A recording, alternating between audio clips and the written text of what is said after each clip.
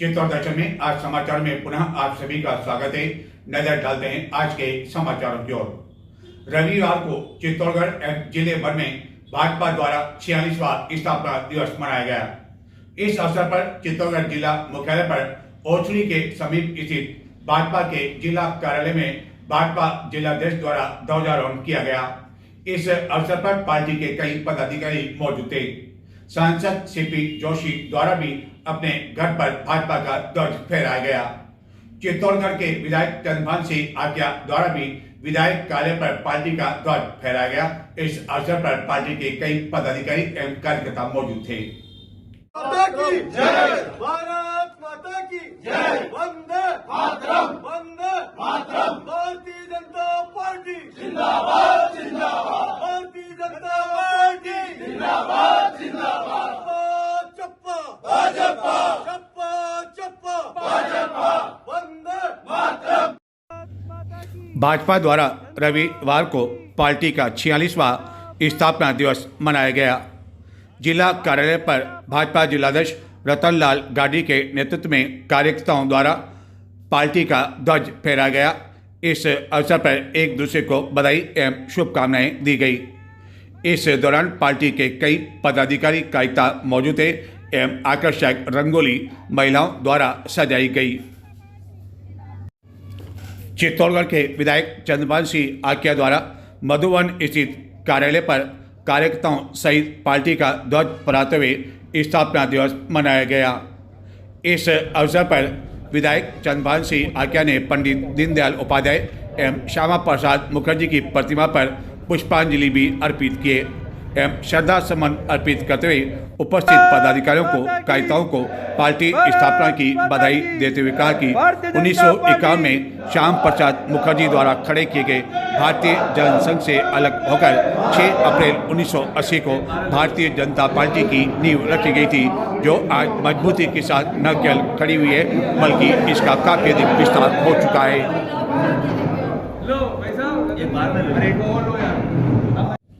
चैत्र नवरात्र के अंतिम दिन रविवार को विभिन्न शक्तिपीठों पर भक्तों का तांता लगा रहा। इस दौरान हवन की पूर्णाहुति के साथ ही कई कार्यक्रम आयोजित किए गए। अंतिम दिन भी चैत्र नवरात्र पर व्रत रखने वाली कई महिलाओं आदि द्वारा कन्याओं को भोजन कराया गया। कन्याओं को उनका पूजन भी किया गया। चित्तौड़गढ़ के समीप जातला माता मंदिर में शनिवार पूरी रात मंदिर खुले रहे एवं भक्तों का तांता लगा रहा। लकवा से पीड़ित बड़ी संख्या में भक्तजन यहाँ नवरात्र प्रारंभ होने के साथ ही डेरा डाले हुए हैं। इसी तरह चित्तौड़गढ़ जिले के बेगू क्षेत्र में स्थित जोगनिया माता में भी कई कार्यक्रम इस चैत्र नवरात्र के दौरान आयोजित किए गए और अंतिम दिन रविवार को भी न केवल राजस्थान मध्य प्रदेश से बड़ी संख्या में भक्तजन दर्शन करने के लिए पहुंचे।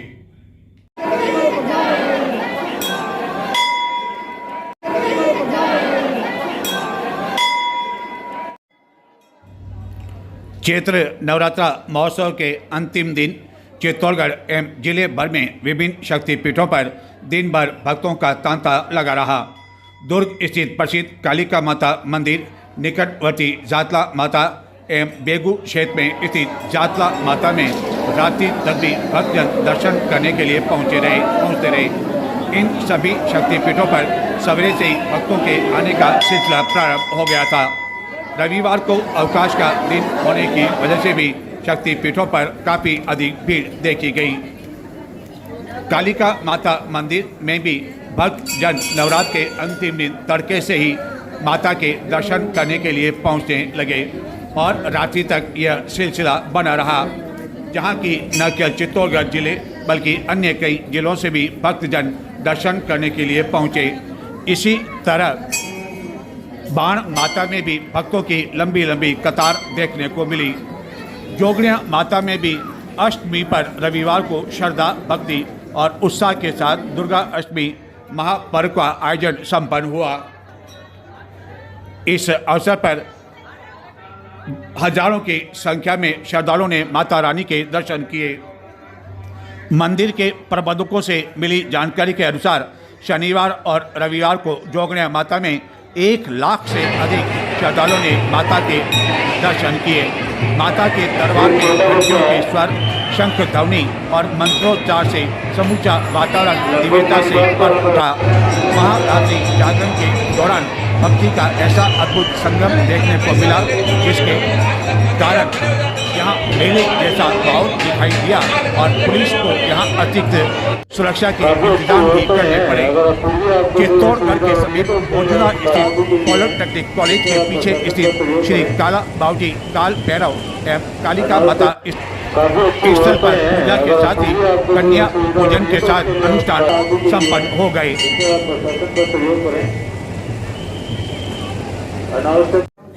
चैत्र नवरात्र के तहत चित्तौड़गढ़ के समीप मिश्रों की पीपली में स्थित प्रसिद्ध आमली वाले बाबूजी के यहाँ भी बड़ी संख्या में भक्तजन दर्शन करने के लिए पहुँचे, जहाँ लगाई गई चौकी के दौरान कई भक्तों की समस्याओं का समाधान किया गया।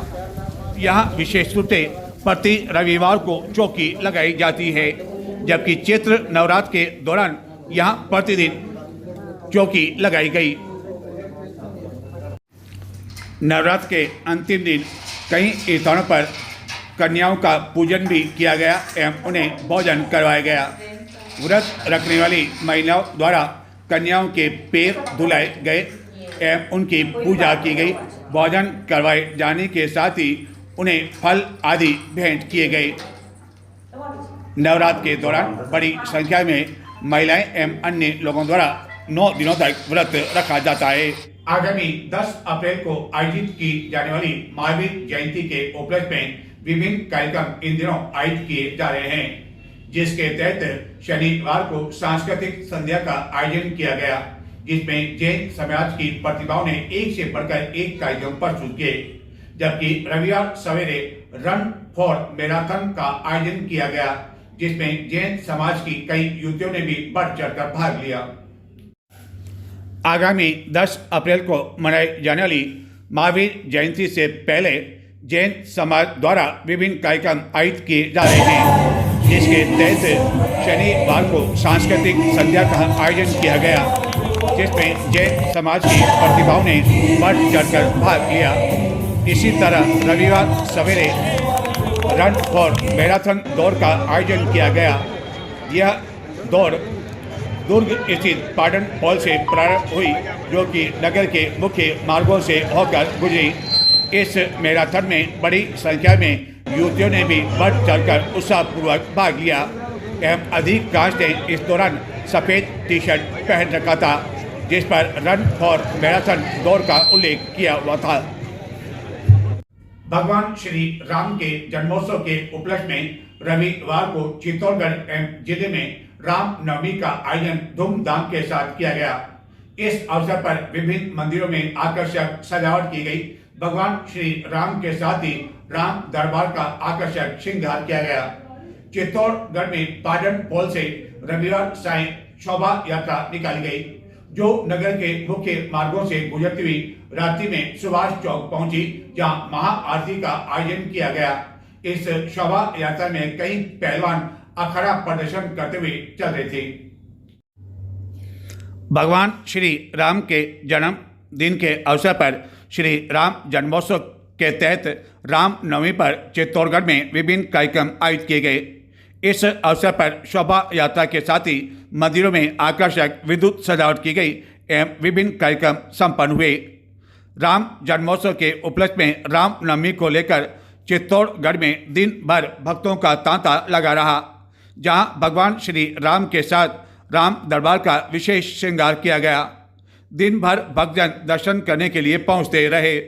दोपहर 12 बजते ही मंदिरों और घरों से घंटे घड़ियालों की आवाज़ के बीच सुमधुर ध्वनि के साथ आरती की आवाज़ सुनाई देती रही।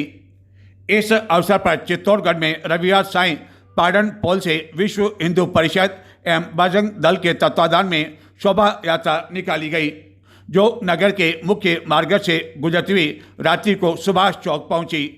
शोभा यात्रा में आगे डीजे की धुन पर कई महिलाएं भगवान श्री राम के भजनों पर नाचते झूमते हुए एवं अखाड़ा प्रदर्शन चल रही थी, जिसके पीछे कई पहलवान अखाड़ा प्रदर्शन कर हैरत अंगेज करतब दिखा रहे थे।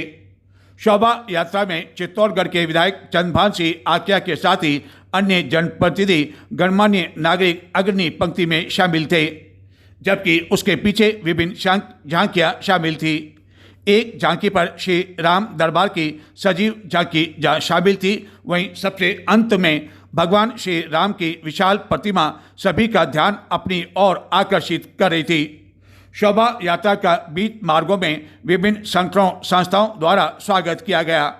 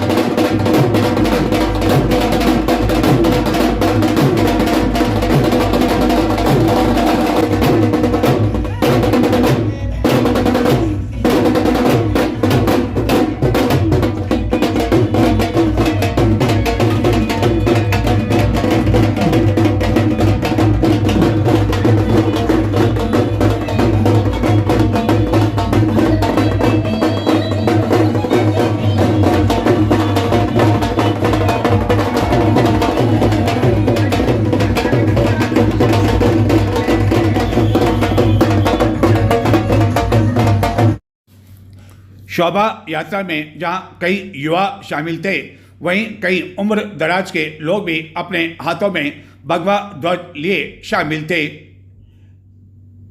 यह शोभा यात्रा जब नगर के मिठाई बाजार से होकर गुजरी तो यहाँ काफ़ी समय पहले ही महिलाओं ने इस शोभा यात्रा का स्वागत एवं देखने के लिए अपना स्थान सुरक्षित कर लिया था और यहाँ पहुँचने पर उन्होंने शोभा यात्रा का स्वागत किया।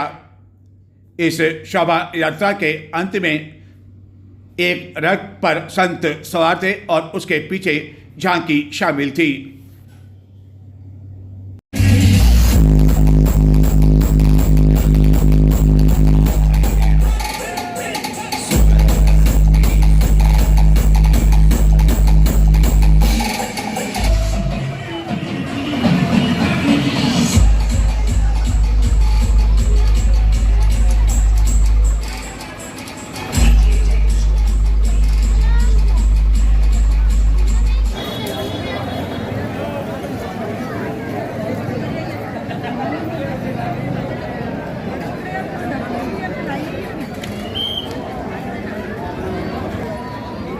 यह शोभा यात्रा पाटन पोल से जब गांधी चौक पहुंची तो उस समय अंधेरा हो चुका था, लेकिन दुर्भाग्यपूर्ण स्थिति यह रही कि यहाँ लगी स्ट्रीट लाइट बंद होने की वजह से लोगों में काफ़ी अधिक नाराजगी देखने को मिली, जिनका कहना था कि जब नगर परिषद को यह जानकारी थी कि शोभा यात्रा इसी मार्ग से होकर गुजरेगी तो आखिरकार इस स्ट्रीट लाइट की ओर ध्यान क्यों नहीं दिया गया।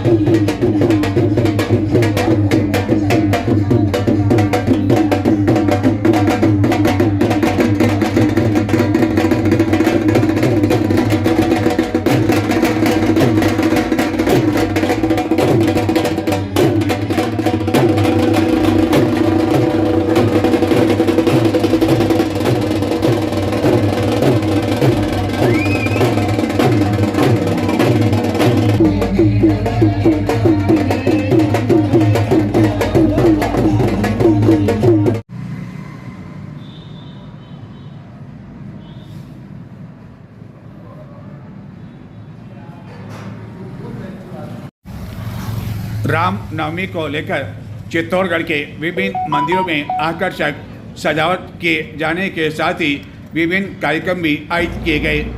इस अवसर पर भगवान श्री राम के साथ ही सीता एवं लक्ष्मण का विशेष श्रृंगार किया गया।